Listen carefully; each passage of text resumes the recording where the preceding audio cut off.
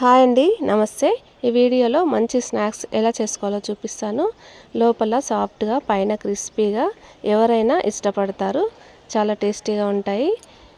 ముందుగా స్టవ్ వెలిగించుకొని పాన్ పెట్టేసుకొని 1 స్పూన్ ఆయిల్ వేసుకోవాలి. 1/2 స్పూన్ వరకు జీలకర్ర ఆవాల్ని వేసుకోవాలి. ఇవి చిటపటలాడుతూ ఉన్నప్పుడు ఇప్పుడు 2 కప్పుల వాటర్ని పోసుకోవాలి.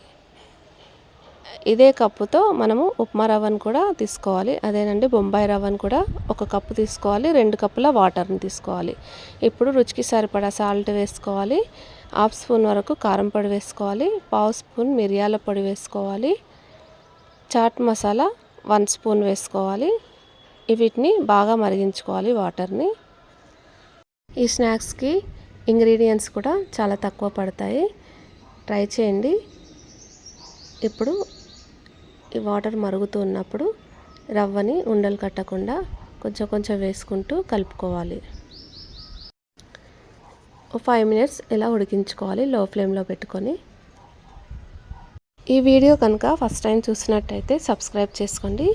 ప్లీజ్ వీడియో మొత్తం చూసి ఒక లైక్ కూడా చేయండి. లైక్ చేయడం మర్చిపోవద్దు. ఫస్ట్ లైక్ చేసేయండి. ఇప్పుడు స్టవ్ ఆఫ్ చేసేసుకొని ఇప్పుడు 1/2 కప్ వరకు మిక్సీ జార్లో అటుకులను వేసుకొని గ్రైండ్ చేసుకోవాలి.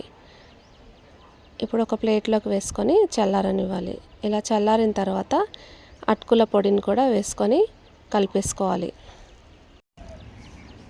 ఇలా బాగా కలిపేసుకొని ఇప్పుడు చిన్న చిన్న ఉండల్లా చేసుకొని ఇప్పుడు నేను చూపించిన విధంగా ఇలా రౌండ్గా చేసుకోవచ్చు. స్క్వేర్గా కావాలనుకుంటే స్క్వేర్గా కూడా చేసుకోవచ్చు. మన దగ్గర కటర్స్ ఉంటే కటర్స్తో కూడా కట్ చేసుకోవచ్చు. పెద్దగా చపాతీలా చేసేసుకొని ఇలా ఈ విధంగా చాకుతో ఇలా కట్ చేసుకోవాలి.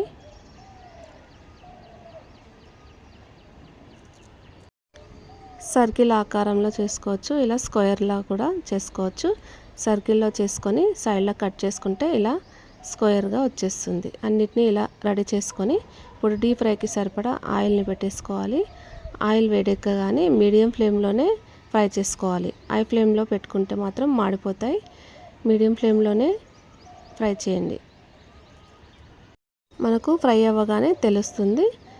ఇలా క్రిస్పీగా ఫ్రై అవుతాయి. ఇప్పుడు తీసేసుకొని ఒక ప్లేట్లోకి వేసేసుకుంటే స్నాక్స్ రెడీ. పైన క్రిస్పీగా, లోపల సాఫ్ట్గా టమాటా కెచప్తో కూడా తీసుకోవచ్చు. ఈ వీడియో నచ్చినట్టయితే లైక్ చేయండి, షేర్ చేయండి, సబ్స్క్రైబ్ చేసుకోండి. మీరు ఒకసారి ట్రై చేసి కామెంట్లో పెట్టండి ఎలా వచ్చిందని. బెల్ ఐకాన్ క్లిక్ చేయండి.